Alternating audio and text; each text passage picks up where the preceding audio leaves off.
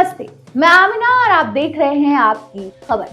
बॉलीवुड की दुनिया में कुछ चेहरे ऐसे होते हैं जो ग्लैमर से ज्यादा अपनी सिंप्लिसिटी और इनोसेंस से याद रखे जाते हैं। विद्या सिन्हा भी उन्हीं में से एक थी।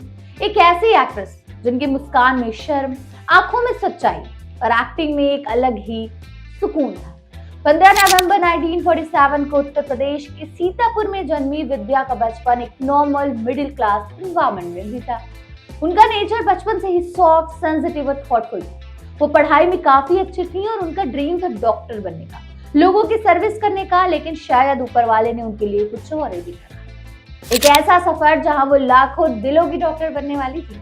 कॉलेज के लिए जब वो दिल्ली आई और prestigious lady Shri Ram college में एडमिशन लिया, तब उनकी पर्सनालिटी और कॉन्फिडेंस ने सबका अटेंशन खींच लिया।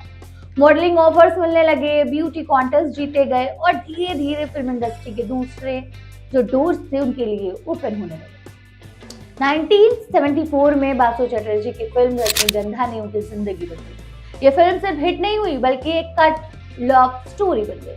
विद्या सिन्हा का काम, कंपोज्ड और रियलिस्टिक परफॉर्मेंस ऑडियंस के दिल के बिल्कुल करीब चला गया। ओवरनाइट वो एक स्टार बन गई, लेकिन उन्होंने कभी स्टार ही एटीट्यूड नहीं दिखाया। वो हमेशा वही सिंपल सी लड़की बन गई। उसके बाद चोर, स्वामी, पति पत्नी और वो तुम्हारे लिए इनकार, पहेली जैसे फिल्म्स ने उनकी इमेज को और स्ट्रॉन्ग किया। वो गर्ल नेक्स्ट डोर का सिंबल बन चुकी थी, जिसे देखकर लगता था ये कोई फिल्म स्टार नहीं बल्कि पड़ोस की कोई सीधी सादी सी लड़की। उनकी एक्टिंग में ड्रामा कम, इमोशन ज्यादा होते थे। वो बिना ज्यादा डायलॉग बोले भी अपनी आंखों से कहानी सुना देती थी। इसी वजह से विद्या सिन्हा को 70s और 80s की मोस्ट रिलेटेबल और लवेबल एक्ट्रेस में गिना जाता है। रियल लाइफ जितनी सॉफ्ट और ब्यूटीफुल थी, रियल लाइफ उतनी ही कॉम्प्लिकेटेड और पेनफुल रही। लव उनकी जिंदगी में आया पर स्टेबिलिटी कम मिली। उनकी पहली शादी वेंकटेश्वर अय्यर से हुई, जो उनके लिए एक इमोशनल सपोर्ट भी थी, लेकिन उनकी सडन डेथ ने विद्या को कंप्लीटली शैटर्ड कर दिया। ये लॉस उनके दिल पर गहरा जख्म छोड़ गया। काफी सालों तक वो डिप्रेशन और लोनलीनेस से गुजरती रही। बाद में उन्होंने एयर इंडिया के पायलट शिवरामन से दूसरी शादी की, ये सोचकर कि शायद जिंदगी फिर से नॉर्मल हो जाएगी, लेकिन यहाँ भी उन्हें सुकून के बजाय स्ट्रगल ही मिला। डोमेस्टिक वायलेंस के serious allegations, court case, public controversy, ये सब उनके लाइफ के डार्केस्ट चैप्टर बने। एक सॉफ्ट स्पोकन एक्ट्रेस के लिए ये सब इमोशनली बहुत हेवी था। टाइम्स के साथ विद्या सिन्हा ने खुद को संभाला और एक्टिंग की दुनिया में एक बार फिर वापस आने का डिसीजन लिया। टेलीविजन शो कुल्फी कुमार वाजेवाला में दादी का रोल उनके करियर का एक नया फेज बना। इस रोल में भी उनकी वार्मथ, डिग्निटी और इमोशनल डेप्थ क्लियरली दिखती है।